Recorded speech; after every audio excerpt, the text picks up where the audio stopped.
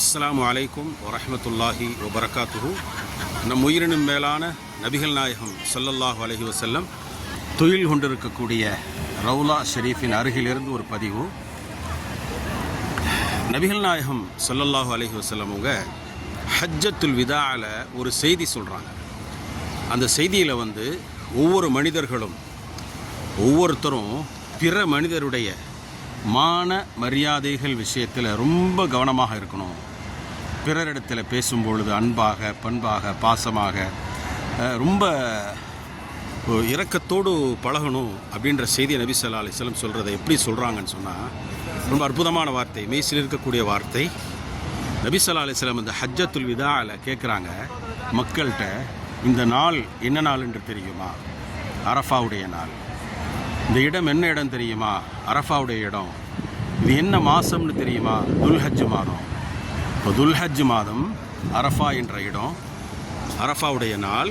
இந்த நாளை பற்றி நபி ஸல்லல்லாஹு அலைஹி வஸல்லம் உயர்த்தியாக சொல்லி இவைகளெல்லாம் அல்லாஹ்விடத்திலே கண்ணியமாக கருதப்படுகிறது, கண்ணியமானவைகளாகும். அந்த மாதமும் நாளும் இடமும் கண்ணியமானது என்று சொல்லிட்டு சொல்கிறாங்க. அதைவிட அல்லாஹ்விடத்தில் கண்ணியமானது உங்கள் ஒவ்வொருவருடைய மான மரியாதை. மான மரியாதை ரொம்ப ரொம்ப முக்கியமானது, அதைவிட சிறந்ததுன்றாங்க நபி ஸல்லல்லாஹு அலைஹி வஸல்லம்.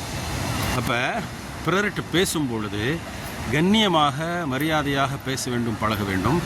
பிறர் மனம் புண்படுமாறு எந்த பேச்சும் இருக்கக்கூடாது. இந்த ஹேட்டிங் ஸ்பீச் சொல்கிறாங்கல்ல, பிறர் மனசை புண்படுத்துகிற மாதிரி பேசுகிறது, அவ்வாறு பேசுகிறதுல அல்லாஹ் ரொம்ப வருத்தப்படுறான். ஏன் இப்படி இருக்கிறாங்க? இந்த உலகத்தில் அல்லாஹ் அந்த அன்பாக, பண்பாக, பாசமாக, நேசமாக, நெருக்கமாக நம்ம பேசணுன்றதான் அல்லாஹ்வுடைய தூதர் ஸல்லல்லாஹு அலைஹி வஸல்லம் சொல்லித்தர்றாங்க. அதனால் பிறர்கிட்ட பேசும் பொழுது அன்பே உருவான பேச்சாக இருக்க வேண்டும். இப்போ நபி ஸல்லல்லாஹு அலைஹி வஸல்லம் அவங்க இந்த ஒரு ஹதீஸையும் சொல்கிறாங்க. இந்த இடத்துல சொன்னால் பொருத்தமாக இருக்குன்றதுனால சொல்கிறேன். அல்லாஹ் எப்படி நம்ம மேலே இறக்கப்படணும் எதிர்பார்க்குறோம். அல்லாஹ் நம்மளை ஆசைப்படணும், பிரியப்படணும், பாசமாக இருக்கணும், அல்லாஹ்வுடைய அன்பு நமக்கு கிடைக்குன்னு ஆசைப்படுறோம். அவங்க என்ன செஞ்சால் அல்லாஹ்வுடைய அன்பு கிடைக்குன்னு தெரியுமா? நபி ஸல்லல்லாஹு அலைஹி சொல்கிறாங்க, இர்ஹமு மன் ஃபில் அர்தி, பூமியில் உள்ளவர்கள் மீது அன்பு செலுத்துங்கள், பூமியில் உள்ளவர்கள் மீது அன்பு செலுத்துங்கள்.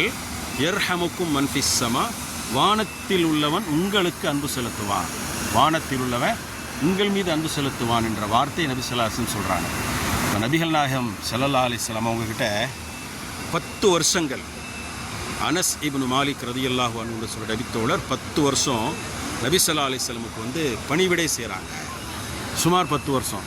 அப்போ 10 ஆண்டுகள் கழித்து அவங்கள்ட்ட கேட்கும் பொழுது கேட்குறாங்க, நபி ஸல்லல்லாஹு அலைஹி வஸல்லம் உங்கள்கிட்ட எப்படி பழகுனாங்கன்னு கேட்குறப்போ, இதெல்லாம் இந்த காலத்தில் இப்போலாம் அந்த மாதிரிலாம் இருக்க முடியாது, சாத்தியமே இல்லை. ஆனால் முயற்சி செய்யணும்.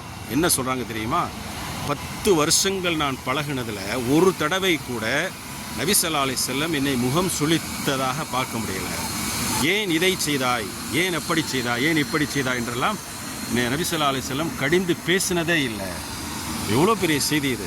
அதனால் பிறர்கிட்ட பழகும் பொழுது அவங்க மனசு உடைஞ்சிராமல் பேசணும், பழகணும். அது நபி ஸல்லல்லாஹு அலைஹி வஸல்லம் கற்றுத்தந்த ஒரு வழிமுறையாகும் என்பதை இந்த இடத்திலிருந்து பதிந்து பகிர்கின்றேன். அன்பே உருவாகட்டும், அன்பாக நம்முடைய பேச்சுவார்த்தைகள் பழகுதல் இருக்கட்டும். அஸ்ஸலாமு அலைக்கும் வரஹ்மத்துல்லாஹி வபரகாத்துஹு.